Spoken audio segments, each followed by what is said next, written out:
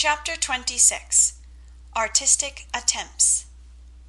It takes people a long time to learn the difference between talent and genius, especially ambitious young men and women. Amy was learning this distinction through much tribulation, for mistaking enthusiasm for inspiration, she attempted every branch of art with youthful audacity.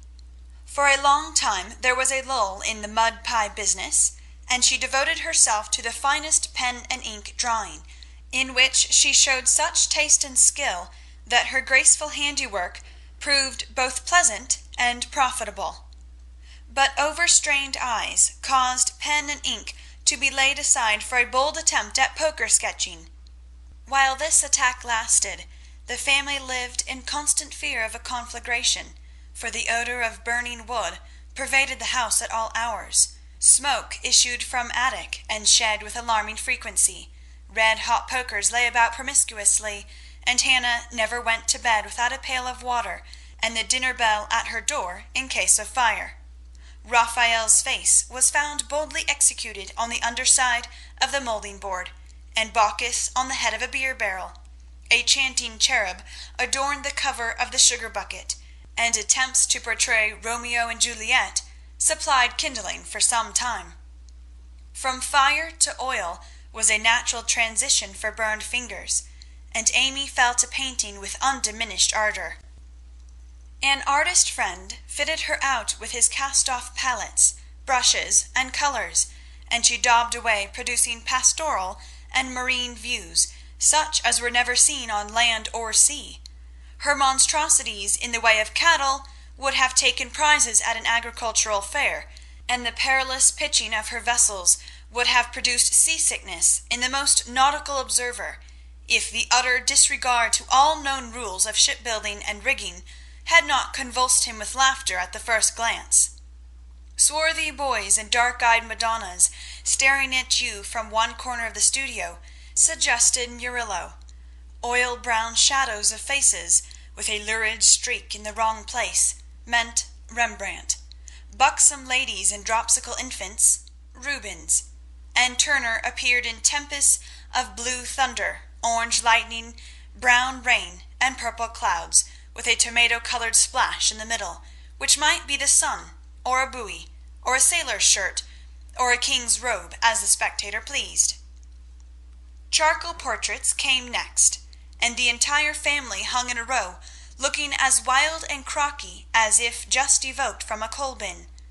Softened into crayon sketches, they did better, for the likenesses were good, and Amy's hair, Joe's nose, Meg's mouth, and Laurie's eyes were pronounced wonderfully fine. A return to clay and plaster followed, and ghostly casts of her acquaintances haunted corners of the house, or tumbled off closet shelves onto people's heads. Children were enticed in as models, till their incoherent accounts of her mysterious doings caused Miss Amy to be regarded in the light of a young ogress. Her efforts in this line, however, were brought to an abrupt close by an outward accident, which quenched her ardor. Other models failing her for a time, she undertook to cast her own pretty foot, and the family were one day alarmed by an unearthly bumping and screaming, and running to the rescue, found the young enthusiast hopping wildly about the shed with her foot held fast in a pan full of plaster, which had hardened with unexpected rapidity. With much difficulty and some danger she was dug out, for Joe was so overcome with laughter while she excavated that her knife went too far, cut the poor foot, and left a lasting memorial of one artistic attempt at least. After this Amy subsided, till a mania for sketching from nature set her to haunting river, field, and wood for picturesque studies, and sighing for ruins to copy. She caught endless colds sitting on damp grass to book a delicious bit, composed of a stone, a stump, one mushroom, and a broken mullein stalk, or a heavenly mass of clouds that looked like a choice display of feather beds when done. She sacrificed her complexion, floating on the river in the midsummer sun, to study light and shade, and got a wrinkle over her nose trying after points of sight, or whatever the squint and string performance is called. If genius is eternal patience, as Michelangelo affirms, Amy had some claim to the divine attribute, for she persevered in spite of all obstacles, failures, and discouragements, firmly believing that in time she should do something worthy to be called high art. She was learning, doing, and enjoying other things meanwhile, for she had resolved to be an attractive and accomplished woman, even if she never became a great artist. Here she succeeded better, for she was one of those happily created beings who please without effort, make friends everywhere, and take life so gracefully and easily that less fortunate souls are tempted to believe that such are born under a lucky star. Everybody liked her, for among her good gifts was tact. She had an instinctive sense of what was pleasing and proper, always said the right thing to the right person, did just what suited the time and place, and was so self-possessed that her sisters used to say, if Amy went to court without any rehearsal beforehand, she'd know exactly what to do. One of her weaknesses was a desire to move in our best society, without being quite sure what the best really was. Money, position, fashionable accomplishments, and elegant manners were most desirable things in her eyes, and she liked to associate with those who possessed them, often mistaking the false for the true, and admiring what was not admirable. Never forgetting that by birth she was a gentlewoman, she cultivated her aristocratic tastes and feelings, so that when the opportunity came she might be ready to take the place from which poverty now excluded her. My lady, as her friends called her, sincerely desired to be a genuine lady, and was so at heart, but had yet to learn that money cannot buy refinement of nature, that rank does not always confer nobility, and that true breeding makes itself felt in spite of external drawbacks. "I want to ask a favor of you, mamma," Amy said, coming in with an important air one day. "Well, little girl, what is it?" replied her mother, in whose eyes the stately young lady still remained the baby. "Our drawing class breaks up next week, and before the girls separate for the summer, I want to ask them out here for a day. They are wild to see the river, sketch the broken bridge, and copy some of the things they admire in my book. They have been very kind to me in many ways, and I am grateful, for they are rich, and I know I am poor, yet they never made any difference." "Why should they?" And Mrs. March put the question with what the girls called her Maria Theresa air. "You know as well as I that it does make a difference with nearly everyone, so don't ruffle up like a dear motherly hen when your chickens get pecked by smarter birds. The ugly duckling turned out a swan, you know." And Amy smiled without bitterness, for she possessed a happy temper and hopeful spirit. Mrs. March laughed and smoothed down her maternal pride as she asked, "Well, my swan, what is your plan?" "I should like to ask the girls out to lunch next week, to take them for a drive to the places they want to see, a row on the river, perhaps, and make a little artistic fete for them." "That looks feasible. What do you want for lunch? Cake, sandwiches, fruit, and coffee will be all that is necessary, I suppose?" "Oh, dear, no. We must have cold tongue and chicken, French chocolate and ice cream besides. The girls are used to such things, and I want my lunch to be proper and elegant, though I do work for my living." "How many young ladies are there?" asked her mother, beginning to look sober. 12 or 14 in the class, but I dare say they won't all come." "Bless me, child, you will have to charter an omnibus to carry them about." "Why, mother, how can you think of such a thing? Not more than 6 or 8 will probably come, so I shall hire a beach wagon and borrow Mr. Lawrence's cherry bounce." Hannah's pronunciation of charabanc. "All of this will be expensive, Amy." "Not very. I've calculated the cost, and I'll pay for it myself." "Don't you think, dear, that as these girls are used to such things, and the best we can do will be nothing new, that some simpler plan would be pleasanter to them, as a change, if nothing more, and much better for us, than buying or borrowing what we don't need, and attempting a style not in keeping with our circumstances. If I can't have it as I like, I don't care to have it at all. I know that I can carry it out perfectly well, if you and the girls will help a little, and I don't see why I can't if I'm willing to pay for it," said Amy, with the decision which opposition was apt to change into obstinacy. Mrs. March knew that experience was an excellent teacher, and when it was possible, she left her children to learn alone the lessons which she would gladly have made easier, if they had not objected to taking advice as much as they did salts and senna. "Very well, Amy, if your heart is set upon it, and you see your way through without too great an outlay of money, time, and temper, I'll say no more. Talk it over with the girls, and whichever way you decide, I'll do my best to help you." "Thanks, mother, you are always so kind." And away went Amy to lay her plan before her sisters. Meg agreed at once, and promised her aid, gladly offering anything she possessed, from her little house itself to her very best saltspoons. But Joe frowned upon the whole project, and would have nothing to do with it at first. "Why in the world should you spend your money, worry your family, and turn the house upside down for a parcel of girls who don't care a sixpence for you? I thought you had too much pride and sense to truckle to any mortal woman just because she wears French boots and rides in a coupe," said Joe, who, being called from the tragic climax of her novel, was not in the best mood for social enterprises. "I don't truckle, and I hate being patronized as much as you do," returned Amy indignantly, for the two still jangled when such questions arose.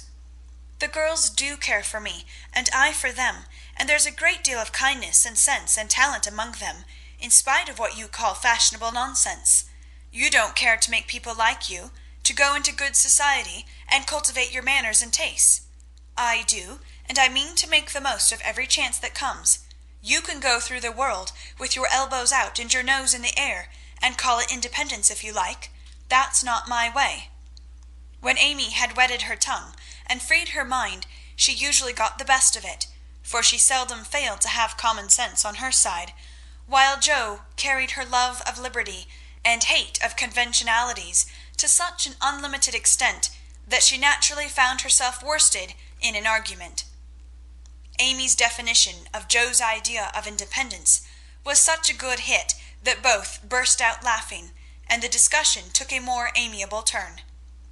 Much against her will, Joe at length consented to sacrifice a day to Mrs. Grundy, and help her sister through what she regarded as a nonsensical business.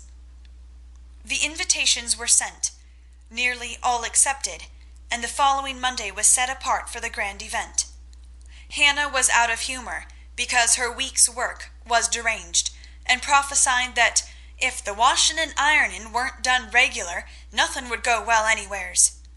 This hitch in the mainspring of the domestic machinery had a bad effect upon the whole concern, but Amy's motto was nil desperandum, and having made up her mind what to do, she proceeded to do it in spite of all obstacles. To begin with, Hannah's cooking didn't turn out well. The chicken was tough, the tongue too salty, and the chocolate wouldn't froth properly. Then the cake and ice cost more than Amy expected, so did the wagon and various other expenses, which seemed trifling at the outset, counted up rather alarmingly afterward. Beth got a cold and took to her bed. Meg had an unusual number of callers to keep her at home, and Joe was in such a divided state of mind that her breakages, accidents, and mistakes were uncommonly numerous, serious, and trying. If it was not fair on Monday, the young ladies were to come on Tuesday, an arrangement which aggravated Joe and Hannah to the last degree. On Monday morning the weather was in that undecided state which is more exasperating than a steady pour. It drizzled a little, shone a little, blew a little, and didn't make up its mind till it was too late for anyone else to make up theirs. Amy was up at dawn, hustling people out of their beds and through their breakfasts, that the house might be got in order.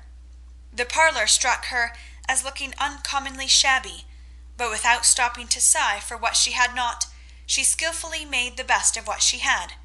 arranging chairs over the worn places in the carpet, covering stains on the walls with homemade statuary, which gave an artistic air to the room, as did the lovely vases of flowers Jo scattered about. The lunch looked charming, and as she surveyed it, she sincerely hoped it would taste well, and that the borrowed glass, china, and silver would get safely home again. The carriages were promised. Meg and mother were all ready to do the honors. Beth was able to help Hannah behind the scenes. Jo had engaged to be as lively and amiable as an absent mind and aching head, and a very decided disapproval of everybody and everything, would allow.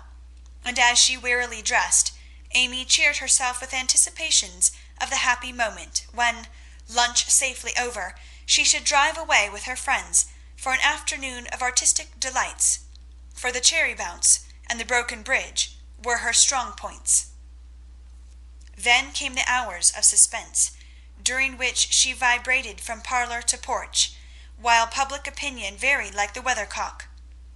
A smart shower at 11 had evidently quenched the enthusiasm of the young ladies who were to arrive at 12, for nobody came, and at 2 the exhausted family sat down in a blaze of sunshine to consume the perishable portions of the feast, that nothing might be lost. "No doubt about the weather today. They will certainly come, so we must fly around and be ready for them," said Amy, as the sun woke her next morning. She spoke briskly, but in her secret soul she wished she had said nothing about Tuesday, for her interest, like her cake, was getting a little stale. "I can't get any lobsters, so you will have to do without salad today," said Mr. March, coming in half an hour later with an expression of placid despair. "Use the chicken, then. The toughness won't matter in a salad," advised his wife. "Hannah left it on the kitchen table a minute, and the kittens got at it. I'm very sorry, Amy," added Beth, who was still a patroness of cats. "Then I must have lobster, for tongue alone won't do," said Amy decidedly. "Shall I rush into town and demand one?" asked Jo, with the magnanimity of a martyr. "You'd come bringing it home under your arm without any paper, just to try me. I'll go myself," answered Amy, whose temper was beginning to fail. Shrouded in a thick veil, and armed with a genteel travelling basket, she departed, feeling that a cool drive would soothe her ruffled spirit and fit her for the labours of the day. After some delay, the object of her desire was procured, likewise a bottle of dressing to prevent further loss of time at home, and off she drove again, well pleased with her own forethought. As the omnibus contained only one other passenger, a sleepy old lady, Amy pocketed her veil, and beguiled the tedium of the way by trying to find out where all her money had gone to. So busy was she with her card full of refractory figures, that she did not observe a newcomer, who entered without stopping the vehicle, till a masculine voice said, "Good morning, Miss March," and looking up, she beheld one of Laurie's most elegant college friends. Fervently hoping that he would get out before she did, Amy utterly ignored the basket at her feet, and congratulating herself that she had on her new travelling dress, returned the young man's greeting with her usual suavity and spirit. They got on excellently, for Amy's chief care was soon set at rest by learning that the gentleman would leave first, and she was chatting away in a peculiarly lofty strain when the old lady got out. In stumbling to the door, she upset the basket, and, oh horror, the lobster, in all its vulgar size and brilliancy, was revealed to the high-born eyes of a tutor. "By Jove, she's forgotten her dinner!" cried the unconscious youth, poking the scarlet monster into its place with his cane, and preparing to hand out the basket after the old lady. "Please don't. It's mine," murmured Amy, with a face nearly as red as her fish. "Oh, really? I beg pardon. It's an uncommonly fine one, isn't it?" said Tudor, with great presence of mind, and an air of sober interest that did credit to his breeding. Amy recovered herself in a breath, set her basket boldly on the seat, and said, laughing, "Don't you wish you were to have some of the salad he's going to make, and to see the charming young ladies who are to eat it?" Now that was tact, for two of the ruling foibles of the masculine mind were touched. The lobster was instantly surrounded by a halo of pleasing reminiscences, and curiosity about the charming young ladies diverted his mind from the comical mishap. "I suppose he'll laugh and joke over it with Laurie, but I shan't see them, and that's a comfort," thought Amy, as Tudor bowed and departed. She did not mention this meeting at home, though she discovered that, thanks to the upset, her new dress was much damaged by the rivulets of dressing that meandered down the skirt, but went through with the preparations which now seemed more irksome than before, and at 12 o'clock all was ready again. Feeling that the neighbours were interested in her movements, she wished to efface the memory of yesterday's failure by a grand success today, so she ordered the cherry bounce and drove away in a state to meet and escort her guests to the banquet. "There's the rumble, they're coming. I'll go on to the porch and meet them. It looks hospitable, and I want the poor child to have a good time after all her trouble," said Mrs. March, suiting the action to the word. But after one glance, she retired with an indescribable expression, for looking quite lost in the big carriage sat Amy and one young lady. "Run, Beth, and help Hannah clear half the things off the table. It will be too absurd to put a luncheon for 12 before a single girl," cried Joe, hurrying away to the lower regions, too excited to stop even for a laugh. In came Amy, quite calm and delightfully cordial to the one guest who had kept her promise. The rest of the family, being of a dramatic turn, played their parts equally well, and Miss Elliot found them a most hilarious set, for it was impossible to control entirely the merriment which possessed them. The remodelled lunch being gaily partaken of, the studio and garden visited, and art discussed with enthusiasm, Amy ordered a buggy, alas for the elegant cherry bounce, and drove her friend quietly about the neighbourhood till sunset, when the party went out. As she came walking in, looking very tired, but as composed as ever, she observed that every vestige of the unfortunate fate had disappeared, except a suspicious pucker about the corners of Joe's mouth. "You've had a lovely afternoon for your drive, dear," said her mother, as respectfully as if the whole 12 had come. "Miss Elliot is a very sweet girl, and seemed to enjoy herself, I thought," observed Beth, with unusual warmth. "Could you spare me some of your cake? I really need some. I have so much company, and I can't make such delicious stuff as yours," asked Meg soberly.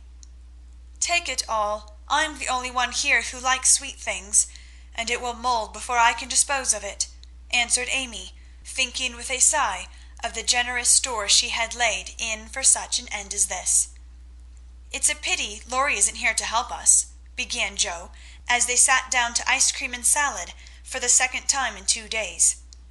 A warning look from her mother checked any further remarks, and the whole family ate in heroic silence, till Mr. March mildly observed, "Salad was one of the favourite dishes of the ancients, and Evelyn—" Here a general explosion of laughter cut short the history of salads, to the great surprise of the learned gentleman. "Bundle everything into a basket and send it to the Hummels. Germans like messes. I'm sick of the sight of this, and there's no reason you should all die of a surfeit because I've been a fool," cried Amy, wiping her eyes. "I thought I should have died when I saw you two girls rattling about in the what-you-call-it like two little kernels in a very big nutshell, and mother waiting in state to receive the throng," sighed Joe, quite spent with laughter. "I'm very sorry you were disappointed, dear, but we all did our best to satisfy you," said Mrs. March in a tone full of motherly regret. "I am satisfied. I've done what I undertook, and it's not my fault that it failed. I comfort myself with that," said Amy, with a little quiver in her voice. "I thank you all very much for helping me, and I'll thank you still more if you won't allude to it for a month at least."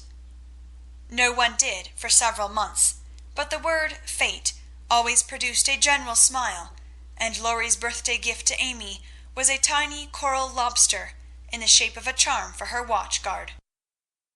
End of chapter 26.